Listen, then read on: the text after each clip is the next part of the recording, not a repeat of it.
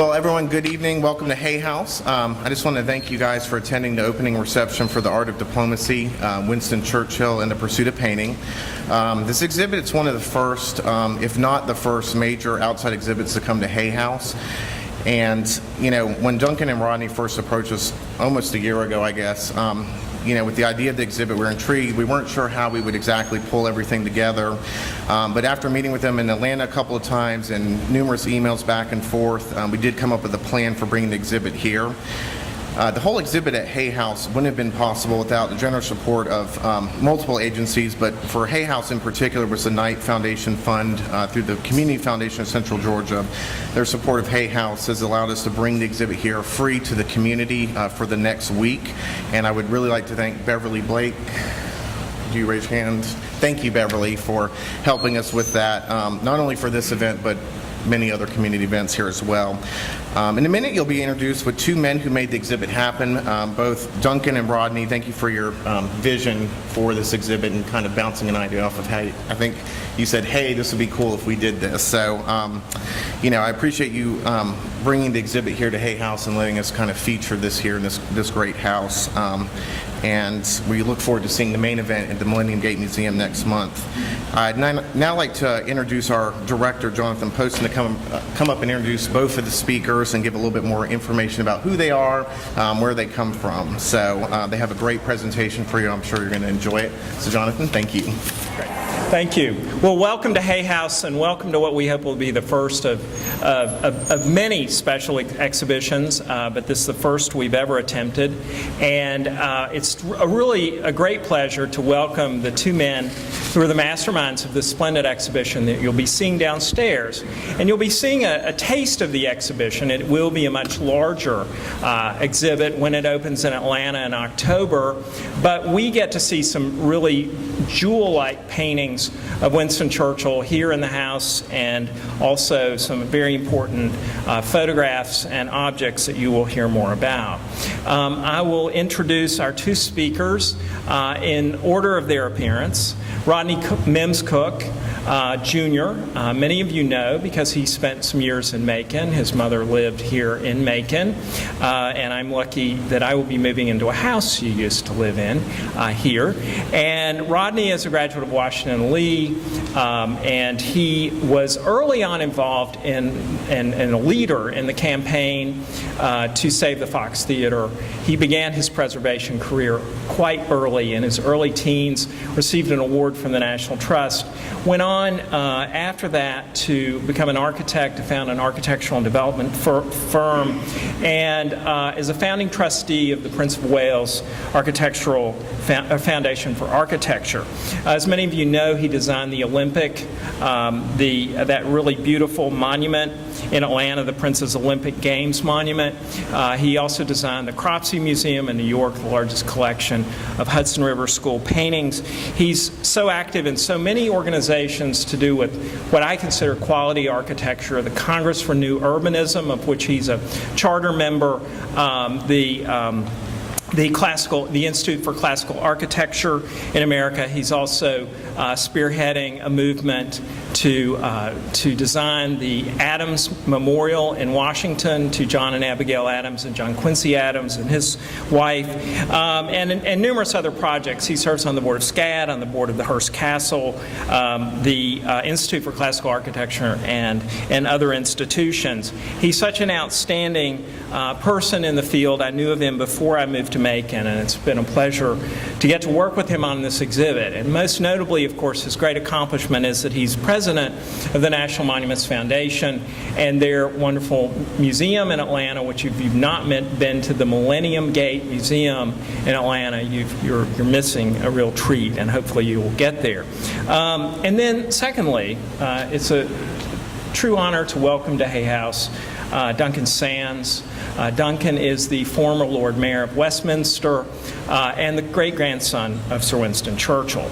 Duncan spent about 20 years of his career in politics and business on Westminster City Council from 1998 to 2009. When he was elected Lord Mayor, he also was very active in a number of business ventures in London with Barclays Private Bank, and other significant portfolio-raising enterprises. He, after he had left City Council, he established a consultancy group that deals with capital growth strategies for universities. Duncan speaks a lot.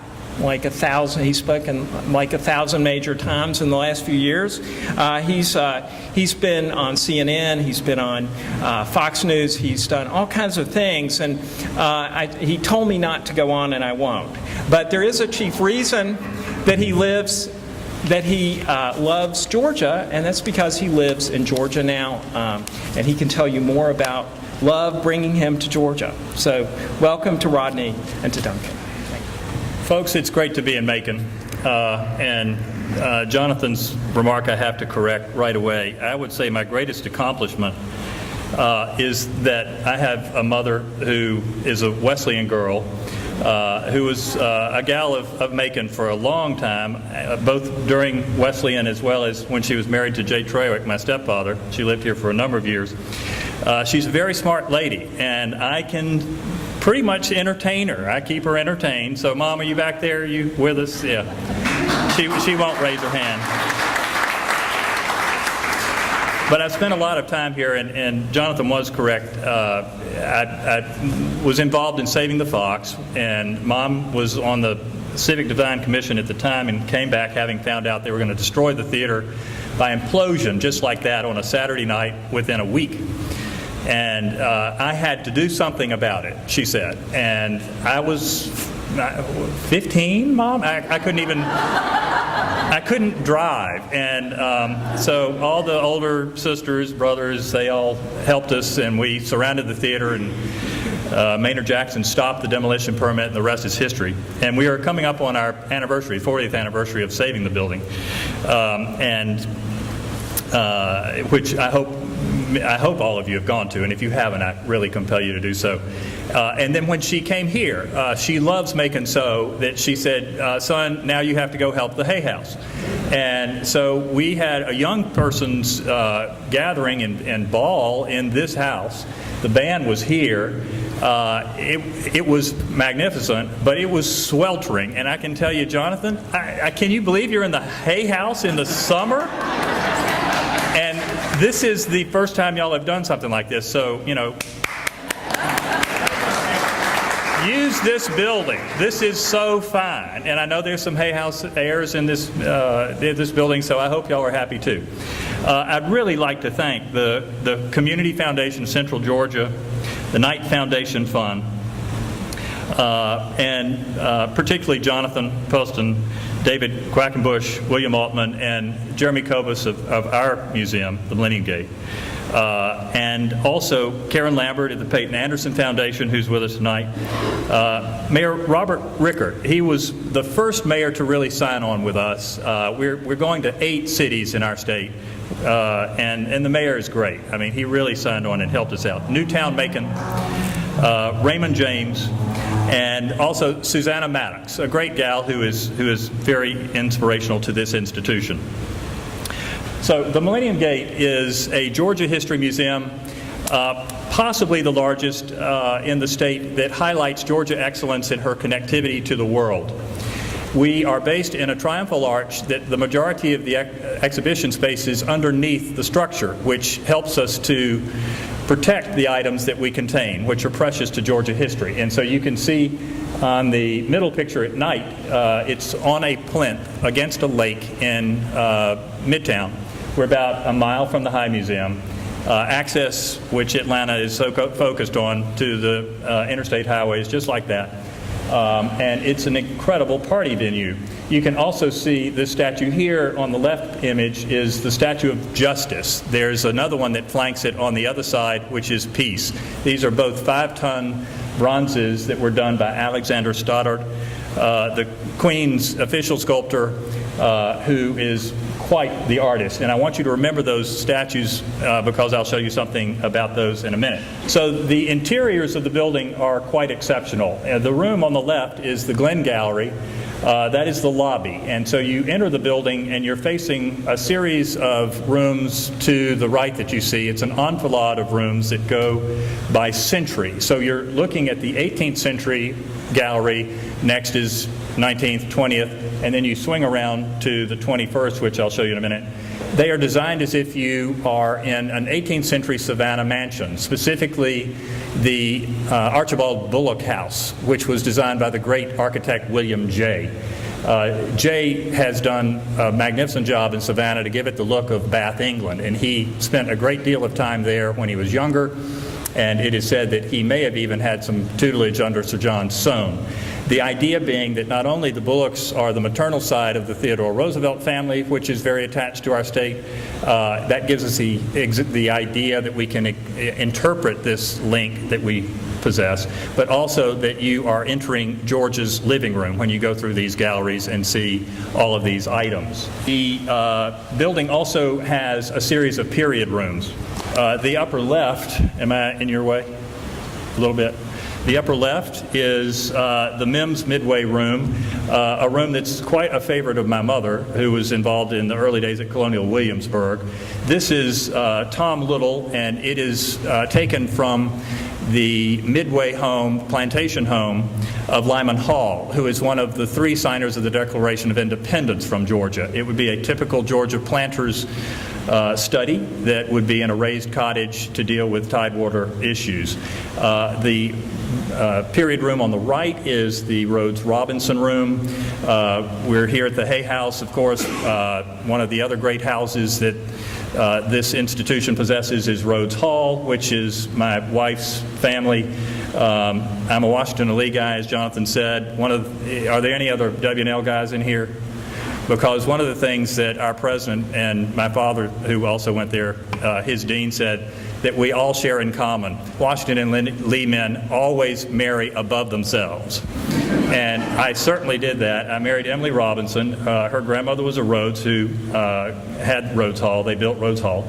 And then her ancestor thought it was too gloomy, and so he built Pink House. And Pink House was done West Paces Ferry near the governor's mansion that is in the Italian Venetian Baroque style and full of treasure, and was done by Philip Schutze, originally from Columbus, Georgia, David Byers from Atlanta, and Edward Vason Jones from Albany.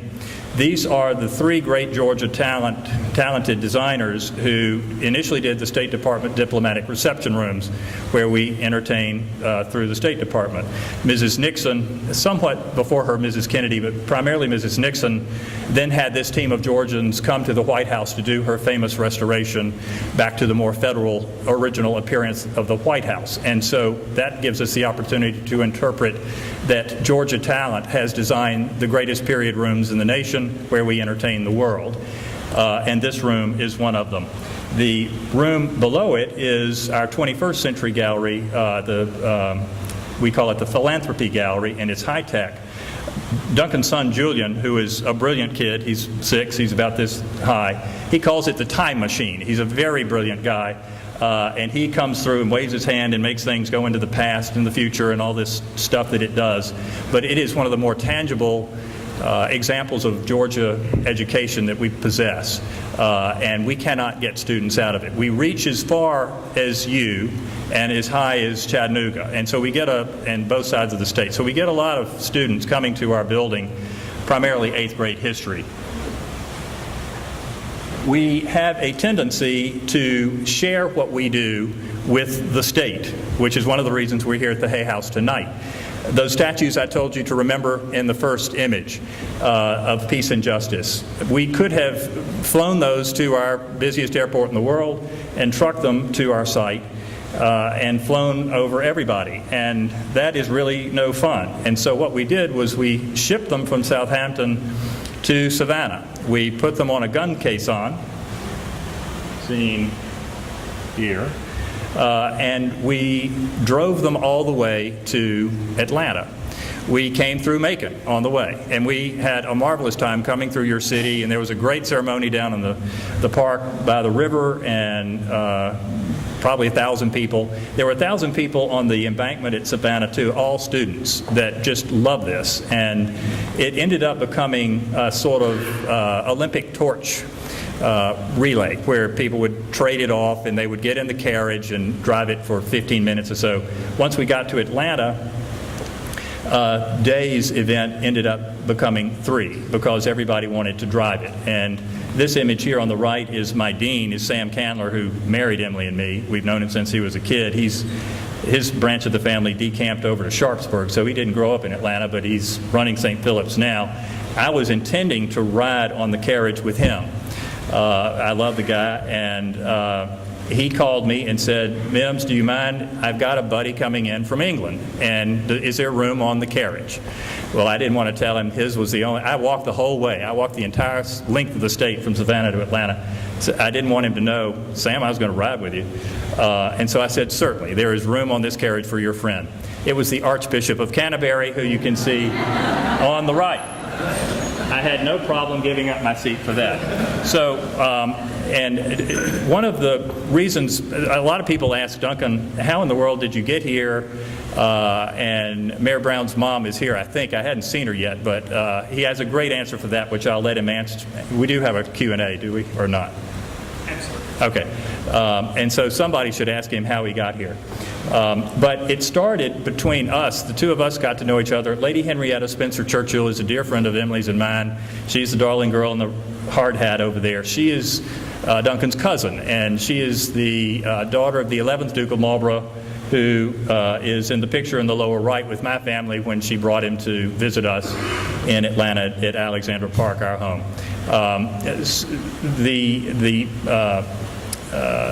Work that Henrietta has done over the last year, she's written about 12 books.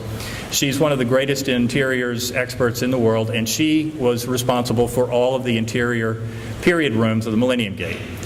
She's a dear friend and said, "My cousin has married a Georgia girl and has moved to your city, and you need to look him up and take care of him." So I did.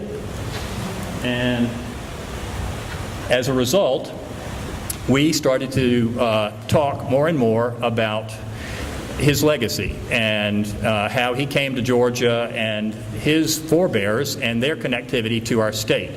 I don't think he knew this, but John Churchill, his great ancestor, who was also the Prime Minister's sort of hero, he saved England from Louis XIV, and at the Battle of Blenheim, defeated the king, and a grateful Queen Anne gave this family the dukedom of Marlborough. He was created first Duke of Marlborough. His connectivity to us is that his aide-de-camp was the brother of General James Oglethorpe before he was a general, and he sponsored James Oglethorpe as the aide-de-camp at this battle to Prince Eugene of Savoy. And so as a result, the Churchill family have direct links to the military training of our founder, which is the principal reason that we exist, to repel Spain and protect Carolina. As a result, a grateful nation gives the Churchill family this preposterous pile of a building, Blenheim Palace, just outside of Oxford, England.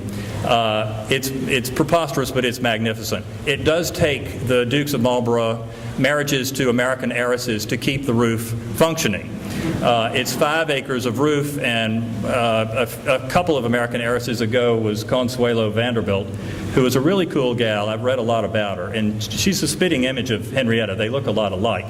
And she and the Prime Minister were really great pals, and one of her homes is on exhibition downstairs, where the Prime Minister was a frequent visitor and chose to paint. The PM also had a great affinity for Blenheim.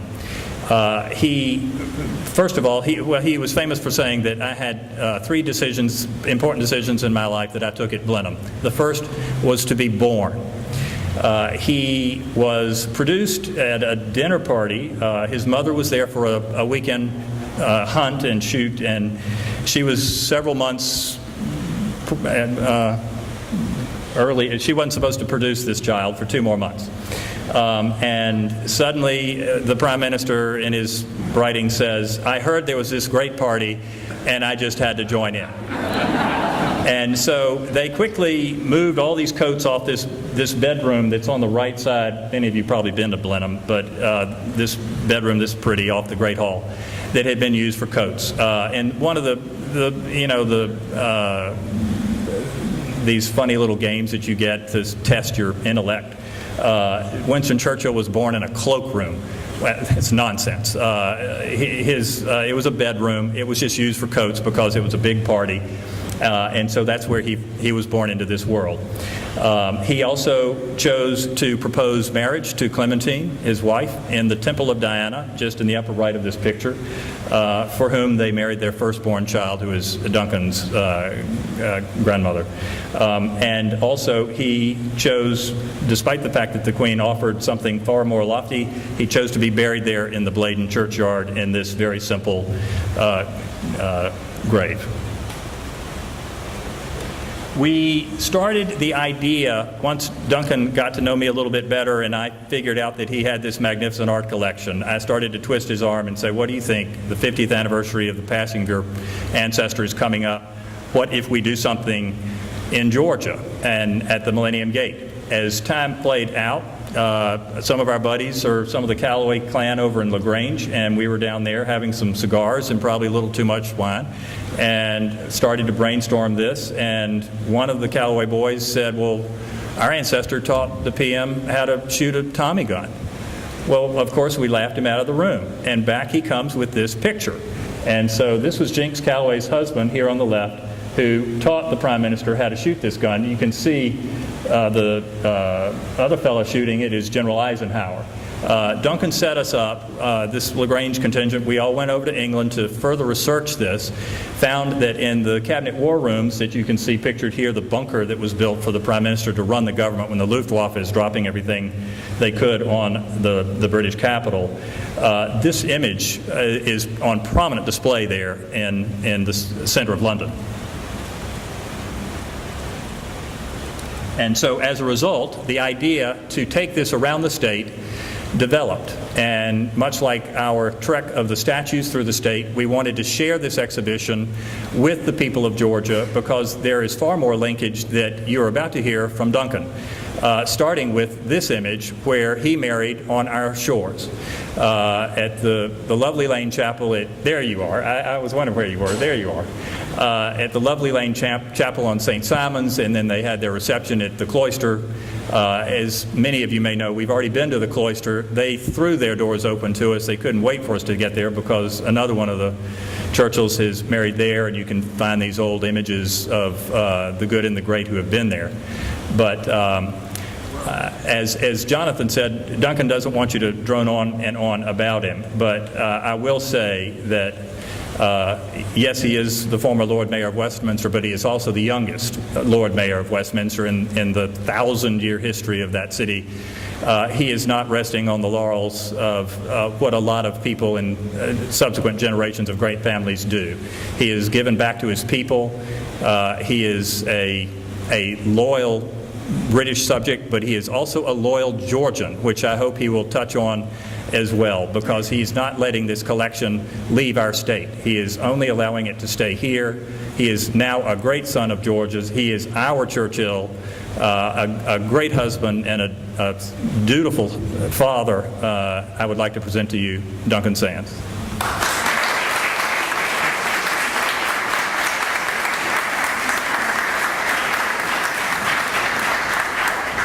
Well, of course, it's wonderful to be here in Macon. One of your TV reporters earlier asked me if I had ever been to Macon before. He didn't realize that I had married a daughter of this town. And actually, when we were in Sea Island the other day for the exhibition, it was the first time that Mary Brown and I had stayed back at the lodge since our first wedding anniversary, and it was fun to be back there for more than just a moment. But as Rodney alluded, the connection of my family with the state goes back further, or there's more of it. My great-aunt Sarah, who was an actress, she came in 1949 to Atlanta and performed in the Philadelphia Story in the old Ansley Hotel, which later became the Dinkler Plaza. And she's seen here with Margaret Truman on the right in her dressing room. Well, when that closed, she actually went off to Sea Island with her fiancé, who she had been sort of off and on with for some months, and they decided that they would get married.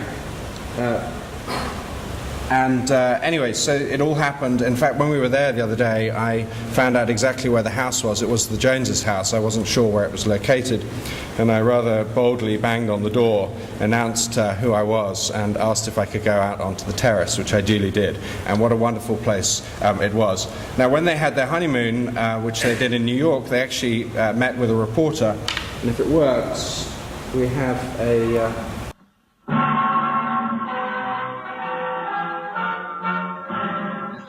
Beecham, British Society photographer, recently married Miss Sarah Churchill, Winston Churchill's actress daughter.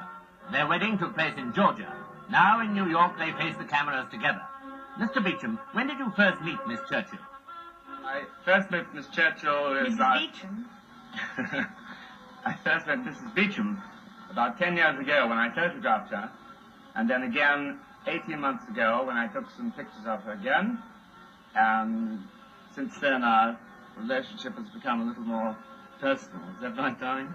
Quite right. I'd love to tell you about the wedding. Sea Island, Georgia gave us really a wonderful wedding in the send-off. We were sad we couldn't be with our family and our intimate friends, but they really made up for it, and we shall never forget. So anyway, I found that, but it goes on further, the connection, because earlier this year I discovered that my great-aunt Mary, who died at the age of 91 at the end of May, that she had visited Fort Oglethorpe, which is where these pictures were taken by the US Army, in September of 1943. She'd been staying at the White House with her parents on one of Churchill's wartime trips, and actually downstairs you will see a children's book, or two children's books, one on George Washington, the other on Abraham Lincoln, that my great-grandmother bought for my father for his birthday when President Roosevelt took them personally to show them around Mount Vernon. But she came at the behest of George Marshall in order to see the training program for the WACS, the Women's Army Corps, because she was in the British equivalent, the ATS, in England. But also, Winston Churchill came to this state as well. He came to Savannah after the war when he was passing through on the way to Florida ahead of his Iron Curtain speech. But he came, this photograph is from 1932. He had lost pretty much all of his money in the 1929 Wall Street crash. His son Randolph had gone on what I think can only be regarded as a rather arrogant lecture tour in 1929. It was entitled something like What the Young People of Britain Have to Say to the Young Men of America. But it had been highly successful. And so Winston Churchill decided that he would go to do a similar sort of lecture tour to replenish the family coffers. So here he is on the boat, arriving with his wife Clementine and my grandmother Diana. Well, he had 55 lecture dates set up and down the eastern seaboard and into the Midwest as well. And he gave the first lecture in New York, and the following day he went to go and see his great friend Bernard Baruch. Well, he was crossing Fifth Avenue, and he looked the wrong way, something that often happens when you go to a country where they drive on the wrong side of the road. He was struck down. And it was one of these moments where you look back and you say, well, how did he survive? The police report says the car was traveling at about 30 miles an hour. He managed to get away with just some cuts and bruises and some scrapes and being very shaken, but the whole lecture tour was turned upside down. Well, don't forget, this was end of December 1931. Prohibition is in force in this country, and Winston Churchill, as you well know, liked to drink. So the hero of this whole trip was this man, Dr. Otto Pickard, who I'm sure did not issue this prescription without some cajoling on the part of Churchill. And for those of you at the back who might not be able to read it, it says, "This is to certify that the post-accident convalescence of the Honourable Winston S. Churchill necessitates the use of alcoholic spirits, especially at mealtimes. The quantity is naturally indefinite, but the minimum requirements would be 250 cubic centimetres." Now, whilst the prescription itself is extremely amusing, actually, to me, the comment in the top left-hand corner is much more so. In pencil, somebody has written, "Keep on hand." This was clearly the most important piece of paper that they had. If they lost their passport, it could be replaced. If they lost a hotel or a rail or a ship reservation, that could be replaced. But at least if they found themselves in a bind, they could get some alcohol. So while he's recuperating, everything is turned upside down. You can imagine that the agency that was representing him was somewhat concerned that the profits that they thought they were going to have were now not going to be so great. 55 lecture stops turned just into a dozen. But he was determined to come to this state. And this is what he told his agent in Atlanta. And I think that people often talk about Winston Churchill being very prescient on many different issues. I think what's interesting for those of us who live in the South is that here we are 80 years ago. And you look at Atlanta today. I have no idea what Atlanta was like 80 years ago, but I first came to Atlanta 20 years ago, and it was a very different place, so I can only imagine. But he says, "I'm given to understand that Atlanta is the metropolis of the New South." And, certainly today I think that is how it is regarded. In all the research that I've been doing for this exhibition, it's begun to make me rather nervous when I speak to Georgia audiences. And that's because I discovered that my great-grandfather's visit was highly anticipated with these words in the Atlanta Constitution. And I'm not sure that I'm going to be able to keep you all in gales of laughter this evening. But he came and he gave his lecture at the Old Wesley Memorial Chapel on the destiny of the English-speaking peoples. He spoke to a capacity audience, and he had favourable press coverage for several days. He was staying at the Biltmore. And in fact, despite the prescription that I showed you, being a man who always wanted to make sure that he knew where the next drink was coming from, he had arrived from South Carolina in Atlanta, having stayed at Bernard Baruch's plantation. And he had acquired, while he was there, some bootleg moonshine. Well, Mr. Bridges, who was his agent, his grandson told me that Mr. Bridges' son was dispatched off to the Biltmore to get a sample of this liquid at the dead of night, and he met a Georgia Tech professor in the chemistry labs to test it. It was turned out to be fine, but when the young Mr. Bridges arrived back at the Biltmore, the Churchill's valet was in a bit of a state of panic. He was highly relieved to hear that the moonshine was fine, but he said Mr. Churchill couldn't wait. He has already imbibed. Well, the next day, Churchill had the president of Georgia Tech, President Marion Britton, to lunch at the Biltmore, and then they travelled to Grant Field, where this photograph was taken, where he spoke and reviewed an ROTC parade. And you can see Churchill is third in from the right, and my grandmother, Diana, is on the left-hand side of the picture. Well, that evening they dined with the Bridges family at their home on Penn Avenue in Atlanta. And I think what struck me was the difference in what Churchill was thinking about on the trip and what my grandmother was thinking on the trip. Churchill signed the visitors book, which you can see downstairs here, which is in the Atlanta History Center normally, saying Atlanta risen like the phoenix from the flames of war. Well, my grandmother was a 22-year-old single girl, and this is what she told what I think in those days was called a newspaperman. And basically it was that she wanted to party more, meet more attractive young men.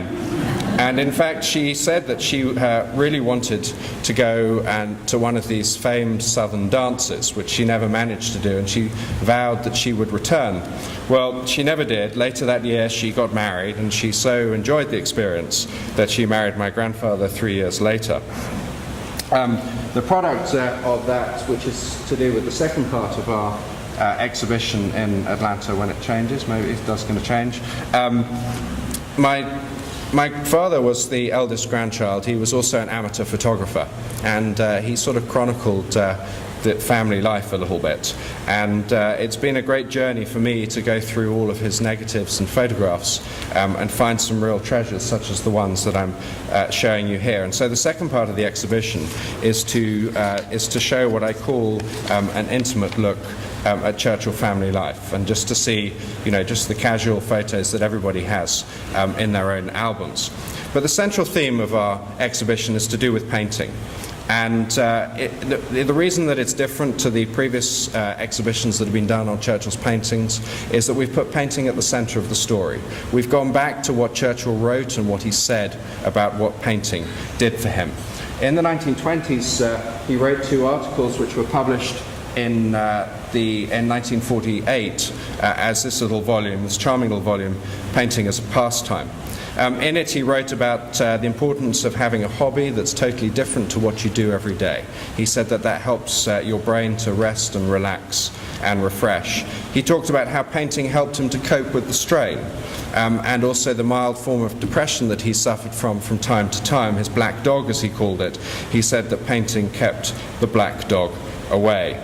There is a British art historian by the name of Ernst Gombrich who many years ago did a very cursory study of Churchill's painting and what it might have done for him. And his conclusion in his sort of 8-page thesis was that without painting, Western civilization might not have been saved. Now, we don't claim that painting did save Western civilization, but we want people to, when they look at the exhibition, we want people to think about what painting did for Winston Churchill and how the contribution that it might have made. And if we go back right to the beginning, he started painting in 1915. It was the middle of the First World War. The disaster at Gallipoli had taken place, and he had been scapegoated and kicked out of the Admiralty as First Lord of the Admiralty. And he was a broken man. He was politically dead. I think if a therapist had managed to get anywhere near him, they would have said that he had some issues that he had to deal with. He was later to write that painting came to my rescue in a very trying time. Well, over 45 years he painted more than 500 canvases, and he had what he said were many joy rides in a paint box. And just to show a few images, obviously you're going to see the real thing very shortly, but the one in the top left is the Bargello in Florence that he did in 1951, and then in the bottom right is a lake in Norfolk near the village of Breckles in eastern England. And he really took his paint box with him wherever he went. For him it was something about, it was just about pleasure, and if he had time he would set up the easel and get on with it. And so a lot of his paintings reflect where he's been and people that he stayed with and friends that he knew. Well, in the 1920s, I think he was probably running out of places in England to stay, and friends said to him that he should go to the south of France on account of the bright light and the vivid colours. And I think if there's one location where he painted most of his paintings, it would be in the south of France. Well, maybe running out of places to stay there in the 1930s, he was sent off to Marrakesh. This is a painting that he did there in 1947, so one of his post-war ones. But I think that one of the things that he used painting for was to achieve his political and diplomatic goals. He felt that painting gave him an advantage over others. He felt that it gave him that different outlook, that he perhaps saw things before other people saw them. And I think the best way of illustrating this is if we look at the only painting that he did in the Second World War. So I'm going to take you to 1943 to Casablanca and the conference that he had with President Roosevelt. This was the conference that was set up without Stalin in order to decide on the timing of DDay. It was the first time an American president had flown out of the United States. They met there to discuss when it should be. Stalin wanted it to be in 1943. He was losing tens of thousands of men every day on the Eastern Front. And Roosevelt had not made up his mind. And Churchill knew that he couldn't convince he couldn't beat a united Stalin and Roosevelt, and he also knew that if D-Day took place in 1943, the Allies weren't ready, it would likely fail, and then you basically turn the clock back to 1940, and the very survival of Britain is under threat once again. So they have these 10 days of talks, and we know from history that Churchill was ascendant in that because this year was the 70th anniversary of D-Day. They came out of Roosevelt's villa and gave this press conference, which you can see in the bottom right-hand corner of the screen, to tell the world that the two key leaders of World War II were in North Africa. Well, you can imagine how the Secret Service would react at the end of that. They would be saying, Mr. President, it's time now to leave. It's time to go straight to the airport and get on your plane and get back to Washington. Well, my great-grandfather had a different view.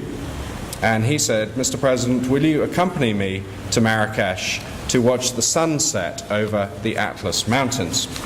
Well, you can imagine that Roosevelt, not being a painter, was probably thinking, well, it's only 150 miles away. What's wrong with the sunset in Casablanca? Why do we have to travel 5 hours over the desert because it was unsafe to fly? Well, I'm sure against all advice, Roosevelt decided that he would go. Another of these heart over head decisions. And they traveled, and Churchill describes how as they were traveling across the desert, soldiers would appear from nowhere and planes would fly back and forth overhead, checking on their progress. Well, they get there, and Churchill's described as being an excited little schoolboy. He counted the 60 steps to the top of the tower. He spoke with Roosevelt's aides to make sure that they could carry him up there. And they get the president up there just in time for the sun to go down.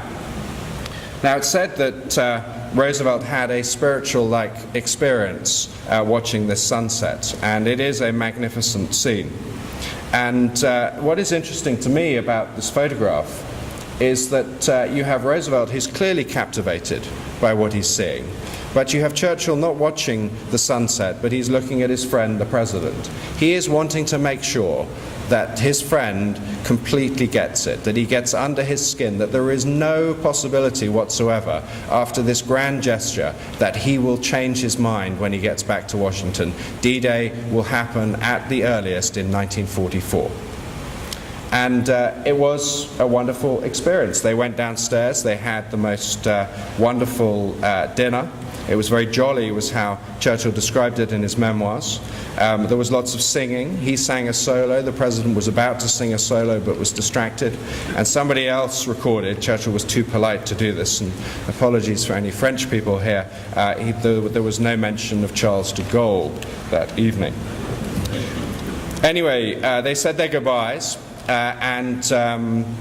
Roosevelt was leaving first thing in the morning. Churchill was someone who worked from bed in the morning, but the next morning Roosevelt still had the adrenaline flowing through his veins. He was pumped up by the experience with his friend Winston of the last 12 hours. And so he calls on Churchill's room to make a second goodbye. Well, Churchill's in bed and he says, Mr. President, I'm going to take you to the airport. And of course, not wanting to hold up the President of the United States, Churchill gets out of bed, puts on his dressing gown and slippers, and takes the President to the airport. I'm not sure I can even think of any politician who could get away with taking a foreign leader to the airport in their dressing gown and slippers, but Winston Churchill did. Well, he came back from the airport, and he painted this painting, the only painting that he did during the Second World War. He gave it to Roosevelt later that year in May, and in 1950, a grateful Elliott Roosevelt decided to sell it. It's been in a number of different private hands over the years, and including actually spending 20 years in a closet because the widow of a man who bought it in the 1950s didn't like it. It was sold to the current owners about 5 years ago. They've been asked about a dozen times if they would loan it, and they have always said no or not bothered to reply. Well, they like our narrative so much that puts the painting of Churchill right at the center of the story of his leadership, that they have loaned it to us. This painting is already here in Georgia. I saw it this morning for the first time. It hasn't been seen in public for 50 years, and Georgia is going to be unveiling it on October the 3rd. And so I would say to you that come and see what we have. You can see what's downstairs, which is wonderful, but come and see what's in Atlanta as well. We've got 33 Churchill paintings. This is the 6th largest exhibition ever of Winston Churchill's paintings that's been done in the world. This is the largest exhibition of Winston Churchill's paintings in the United States since 1958, which was the exhibition organized by President Eisenhower's friends. More than half of the paintings that are on display have never before been seen in public. And we have two notable ones, one being that one from World War II, but the British Prime Minister, David Cameron, and he still is because Scotland voted for the Union last night, otherwise it might have been someone else by now, he has very graciously loaned the painting from Chequers, the British equivalent of Camp David. And so please do come. Thank you very much for having us here this evening. We will take questions. If there are really hard questions, Rodney will answer them. But I hope you enjoy the exhibition here, and thank you to the Hay House and all our sponsors as well. Thank you.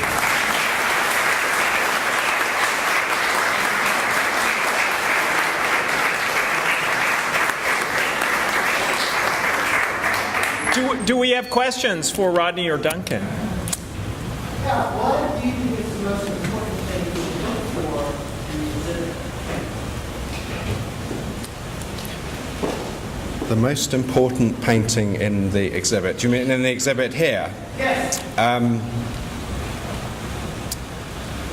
Well, you see, if I was my sister, I would say on the Var, which is a portrait one of a river in the south of France, but that's because that usually hangs in her sitting room. If I was my father, I might say the avenue at Frinton-on-Sea with his mother, because that was one of his favorites. I don't think there's one that is that stands out from the others for a particular reason. It's really the ones that you like. I think my favorite of the ones that are down there is the mill at the Saint Georges Motel. This was the almost like the storage guest house of the chateau on that estate, which was owned by Consuelo Vanderbilt and her husband Jacques Balsan. It's actually the place where Churchill was painting just a few days before the Second World War broke out. And there's a very funny story. He was painting with his friend Paul Mars, who was living there. And there's a very funny story about that Mars told about how this little boy came running across the fields to them with this telegram, which he gave to Churchill, that said, events are moving fast. You need to come back to London. You might have a job. And Churchill carries on painting, and Mars starts to pack up his brushes. And Churchill turned to Paul Mars, and he said, "You finish that painting, you won't paint another one for 4 or 5 years." And he was pretty true about that. It was 3.5 years before Churchill painted the one in Marrakesh.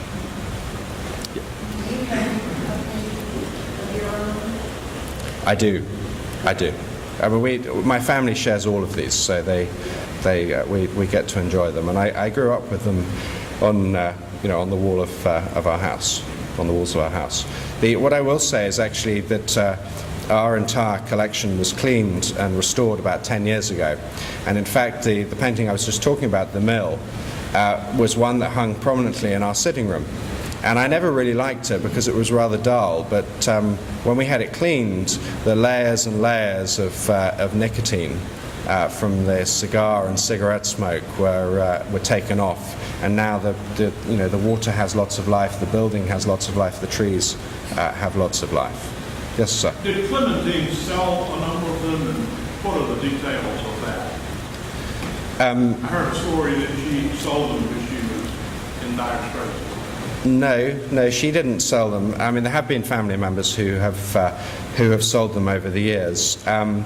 She actually gave away more than Churchill gave away himself in his life. He was very protective about his paintings. He didn't think that they were particularly good, but he didn't really want to hand them out to people either.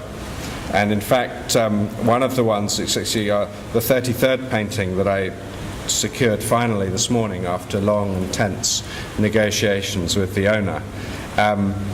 It has a very funny story attached to it. It's a painting called The Beach at Walmer, and it was given to General Ismay, and it was unframed and it was given to him.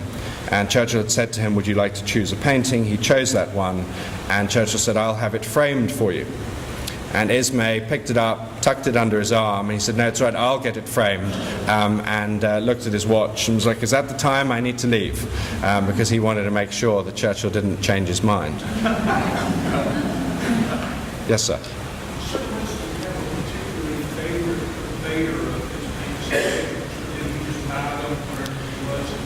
No, he did. There was a gentleman in Switzerland by the name of Willie Sachs, who he purchased his paints from.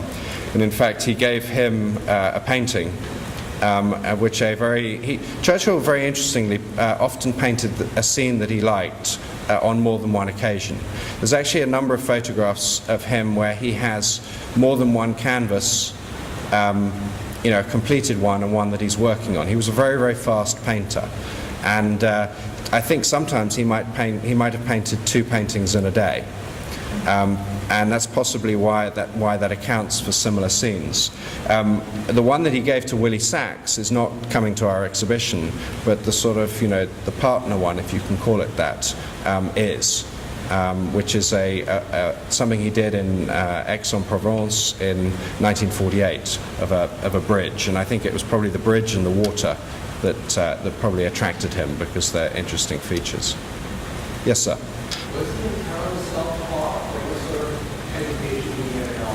He had no formal education as a painter. He had obviously friends who were painters who helped him and gave him some pointers along the way. Right at the very beginning, he was very intimidated by the blank canvas, and he was sort of gingerly putting paint on the canvas, and he was rescued by his neighbor, Hazel Lavery, who was a professional painter. And she said, "You have to take control of the canvas," and she picked up the biggest brush and she splashed paint all over it. And he was to write afterwards that he sort of stood there in admiration, and that the canvas was helpless, and that the spell was broken. And I think I know from a story from my grandfather how when they painted together in 1936 in Marrakesh, how Churchill just splashed paint all over. And when we had our paintings restored, the restorer commented on how much paint there is on the canvas, how thick it is. Yes?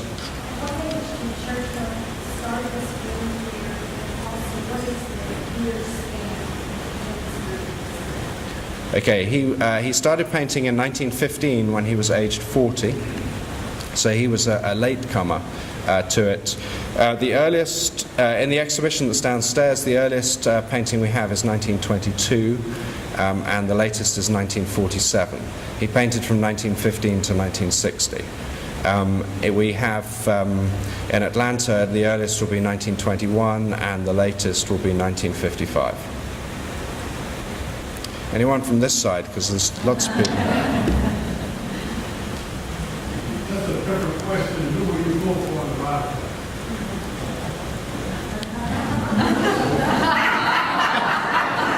Well, I think you probably know the answer.